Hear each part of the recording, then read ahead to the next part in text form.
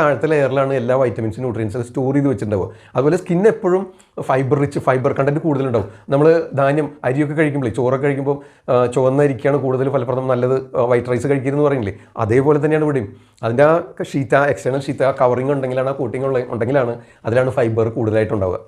അപ്പോൾ അതുകൊണ്ട് ഒരിക്കലും അത് റിമൂവ് ചെയ്യാതെ കഴിക്കണം. ഓക്കെ, ഇനി നിങ്ങൾക്ക് ഇത് എങ്ങനെ തയ്യാറാക്കേണ്ടതെന്ന് പറയാം, പിന്നെ ഏതേത് സമയങ്ങൾ കഴിക്കേണ്ടതെന്ന് പറയാം, അത് കഴിച്ചാലത്തെ പ്രയോജനങ്ങൾ പറയാം, പിന്നെ ആൽമണ്ട് മിൽക്ക് തയ്യാറാക്കുന്നത് എങ്ങനെയാണെന്ന് പറയാം. ഓക്കെ, അപ്പോൾ അത് നമുക്ക് ഇത് കഴിക്കാനായിട്ടുണ്ടല്ലോ ഒരു 10 മുതൽ മാക്സിമം 20 എണ്ണത്തിൽ കൂടുതൽ കഴിക്കേണ്ട. എന്ന് വെച്ചാൽ കൂടുതൽ കഴിച്ചാലും ഇതിൽ കാൽസ്യത്തിൻ്റെ അംശമൊക്കെ ഉള്ളതുകൊണ്ട് അത് സെഡിമെൻറ്റ് ചെയ്തിട്ട് ഈ ഹൃദയത്തിലേക്ക് സപ്ലൈ ചെയ്യുന്ന ബ്ലഡ് വെസൽസ് ഉണ്ടല്ലോ, അതൊക്കെ വളരെ നേരം മുടിനാരഴ വലിപ്പമുള്ളൂ. അപ്പോൾ അതിൽ ഈ കാൽസ്യത്തിൻ്റെ ഡെപ്പോസിറ്റൊക്കെ വന്ന് അടിഞ്ഞു കൂടി കഴിഞ്ഞാൽ അമിതമായാലും ദോഷം. ഞാൻ നേരത്തെ പറഞ്ഞ ഹൃദയരോഗ സാധ്യത കുറയ്ക്കുന്നു, അതിനുള്ള ഘടകങ്ങളുണ്ട്, സത്യമാണ്. പക്ഷേ അമിതമായിട്ട് ഒരു 20 എണ്ണത്തിൽ കൂടുതലൊക്കെ ഒരു ദിവസം കഴിച്ചാൽ ആ കണ്ടൻസ്, ഈ കാൽസ്യമൊക്കെ ആ ബ്ലഡ് വെസൽസിൽ അടിഞ്ഞു കൂടിയിട്ട് ഹൃദയത്തിലേക്കുള്ള രക്തചംക്രമണം കുറയും. അപ്പോൾ